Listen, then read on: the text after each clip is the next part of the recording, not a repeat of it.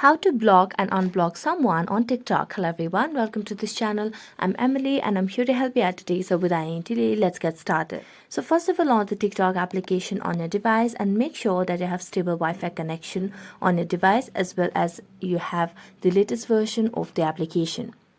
Next, tap on the search bar at the top right corner of the screen over here, and as a tap on the search bar, search for the account that you'd want to block over here on TikTok. So I'm going to select a very random name over here in order to block. So just tap on the search bar and start typing the name of the person that you'd want to block. So here I've selected one of these accounts and I'm going to tap on the account to the profile. So on their profile, you can see the arrow button at the top right corner. So tap on it and here you can see the option of block at the bottom. So tap on block and it will give you a pop-up if you really want to block this person. So just tap on it and here you have blocked the person. If you want to unblock the same person, you can just go to the search bar and search for the username and then just go to the profile and tap on unblock like this, and as you unblock it, you can see your posts and videos yet again.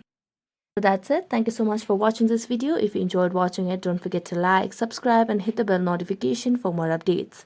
That's it for today and see you next time.